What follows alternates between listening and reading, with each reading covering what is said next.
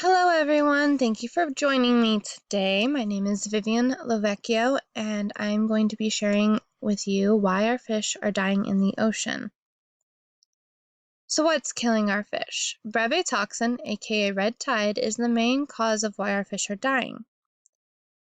When you look at this picture down below, you can see just how extreme a red tide can get. Not all are this extreme, but depending on what is fueling the brevetoxin, it could look like this. Some different looks to the brevetoxin, or aka the red tides. Yes, there is a pretty glowing one, and those only glow when bioluminescent creatures are found in a red tide. You may want to go and touch the pretty blue water that's glowing. Don't. It is still very toxic to us as well as the fish. In the other pictures, you can see that the red tides have this like rustish, reddish, orangish kind of color to it. And you can definitely tell where it cuts off from the water line. So which beaches or areas that are being affected? St. Petersburg, Punta Gorda Beach, Stump Pass, Little Gasparilla Island, Boca Grande, Blind Pass, Santa Barbara, San Diego, Cook Inlet, Gulf of Mexico, Gulf of Maine, San Francisco, Klamath River, Siskiyou County, Oakland Estuary are just a few here in the United States that are being affected. There are so many other places being affected all around the world that I could have discussed, but it would just taken up so much time and slides that I just decided to focus here in the US. As you can see in the picture, Florida gets hit a lot with these red tides, that they have to have these permanent signs posted up for when a red tide is near. You do not want people swimming in it, accidentally breathing it in, or accidentally somehow getting it in their system. So they have to post these signs.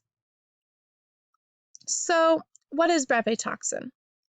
Brevetoxin is a type of algae that is made up of polycyclic polyethers. It is abbreviated PBTX from the original name Tygotiscus brevis. The formula for brevetoxin is carbon 50, hydrogen 70, and oxygen 14. They are referred to as toxic blooms. There are two structures, type A and type B. Differences can be found in the J ring in PBTX-A and the K ring in PBTX-B. This is what a basic molecule looks like for brevetoxin. This is what it'll look like if you were to have drawn it out on the left, and down at the right, this is what it would look like as a 3D model. Looks pretty chaotic, doesn't it? So, what fuels brevetoxin? Industrial pollution, human sewage, agricultural fertilizer, the weather, high concentration of phosphorus and nitrogen, wastewater treatments, and Heterosigma acashio, which are these creatures that you see in the picture. They are actually the #1 leading cause of red tides. These little creatures are what start the red tides, and they do have the brevetoxin included.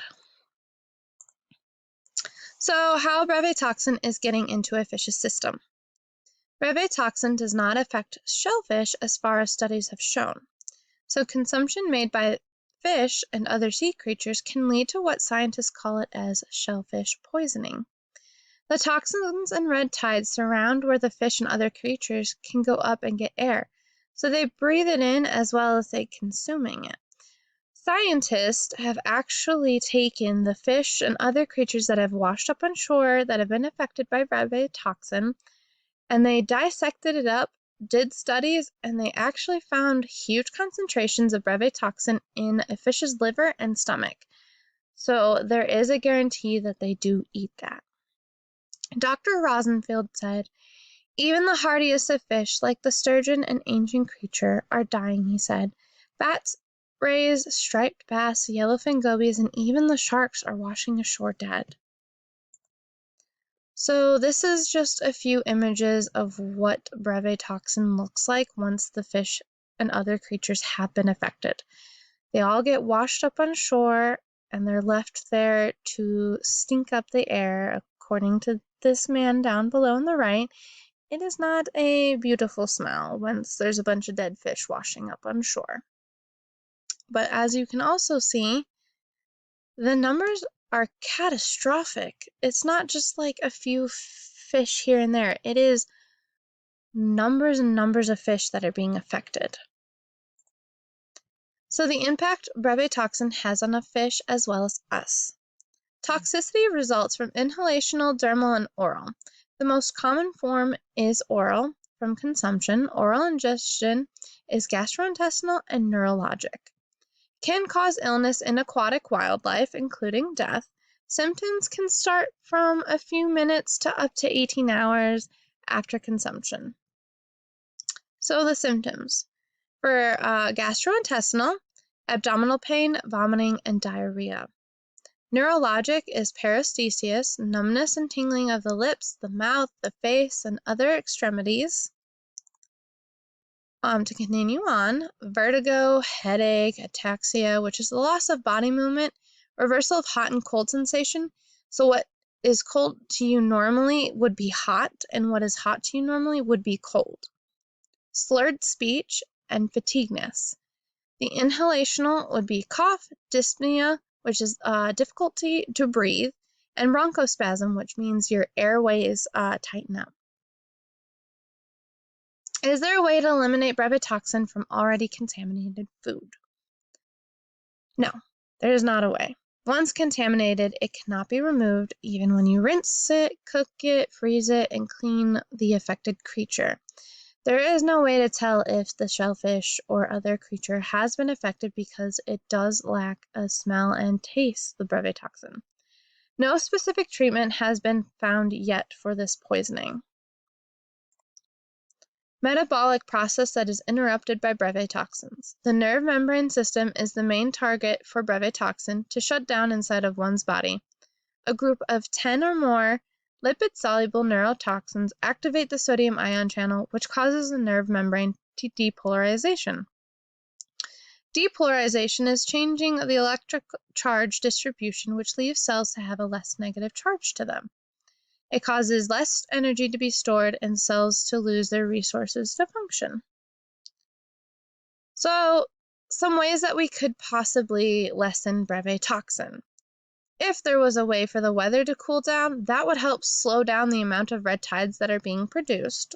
Unfortunately, there is not a way that we can automatically just change the weather.